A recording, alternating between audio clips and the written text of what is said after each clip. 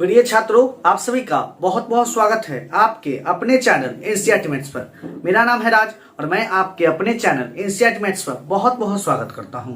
हम लोग कक्षा 10 एनसीईआरटी मैथ्स का सॉल्यूशन कर रहे थे। आज हम लोग प्रश्नावली 1.2 के प्रश्न संख्या 6 का सॉल्यूशन करेंगे।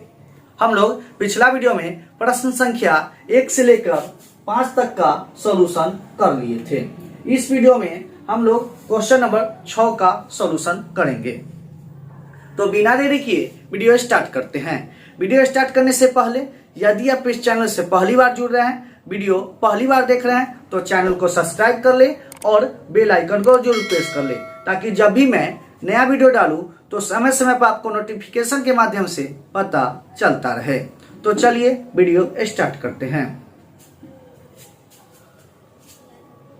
प्रश्न संख्या 6, व्याख्या कीजिए कि 7 गुनी 11 गुनी 13 प्लस 13 और 7 गुनी 6 गुनी 5 गुनी 4 गुनी 3 गुनी 2 गुनी 1 प्लस 1 भाज्य संख्याएं क्यों है।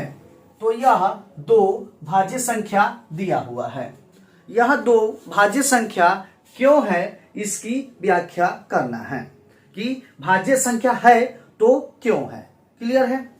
तो सबसे पहले हम देख लेते हैं कि भाज्य संख्या किसे कहते हैं। तो वैसी संख्या जो एक एवं स्वयं के अलावा किसी अन्य संख्या से भी विभक्त हो। क्लियर है। वैसी संख्या जो एक एवं स्वयं के अलावा किसी अन्य संख्या से भी विभक्त हो, वह भाज्य संख्या कहलाती है। क्लियर है। आपको पता है एक एवं स्वयं से जिस संख्या में भाग लगता है वह अभाज्य संख्या होता है, और एक एवं स्वयं के अलावा किसी अन्य संख्या से भी विभक्त हो तो वह भाज्य संख्या होगा। क्लियर है। कहने का मतलब एग्जाम्पल समझ लेते हैं। जैसे कोई संख्या ले लेते हैं, तो 4 में 1 से तो भाग लगेगा ही, क्योंकि 1 से कोई भी संख्या में भाग लग जाता है, तो 4 में भी लगेगा। 1 से एवं स्वयं कहने का मतलब जो संख्या दिया हुआ है वही, तो संख्या 4 से भाग लगेगा। उसके अलावा किसी अन्य संख्या से, तो 4 में किसी अन्य संख्या से 2 से भाग लगता है। क्लियर है। तो एक स्वयं एवं अन्य संख्या, यह तीनों से भाग लग गया तो यह भाज्य संख्या हो गया। क्लियर है। तो हम भाज्य संख्या समझ लिए। अब यह जांच करते हैं कि यह संख्या भाज्य संख्या है तो क्यों है। क्लियर है। तो हल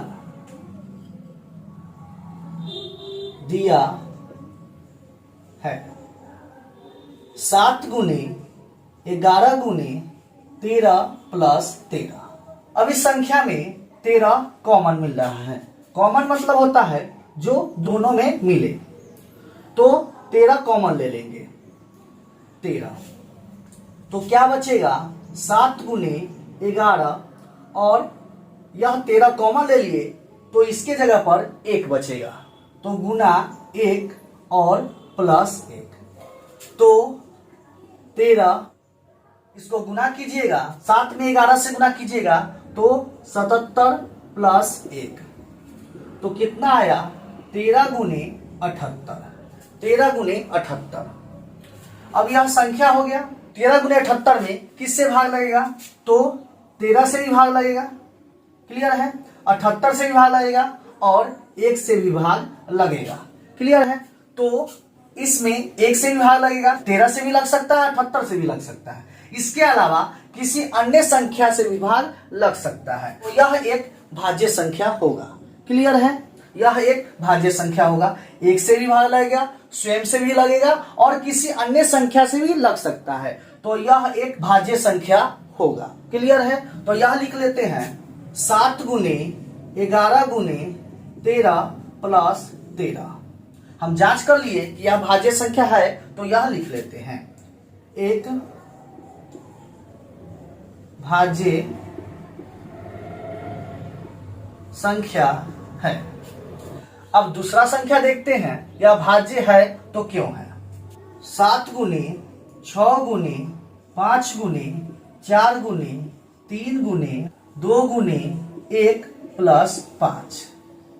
यह इसलिए होगा, यह दोनों में 5 कॉमन मिल रहा है तो 5 कॉमन ले लेंगे। क्या बचेगा, 7 गुनी 6 गुनी 5 के जगह पर 1 बचेगा, गुनी 4 गुनी 3 गुनी 2 गुनी 1 प्लस यह 5 है तो यहां भी 1 बचेगा। क्लियर है। तो क्या होगा, 5 इंटू गुना कीजिएगा तो 7 में 6 से कितना होगा, 42।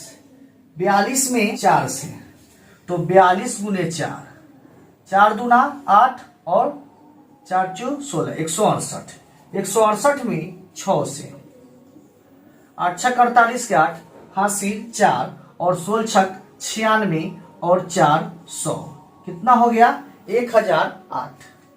तो 1008 प्लस 1 तो कितना हो जाएगा, 5 गुनी इसको जोड़िएगा तो 1009। क्लियर है, 1009। इसको हम गुना 1 के रूप में लिख सकते हैं, क्योंकि कोई भी संख्या में 1 से गुना कीजिएगा तो कोई फर्क नहीं पड़ेगा।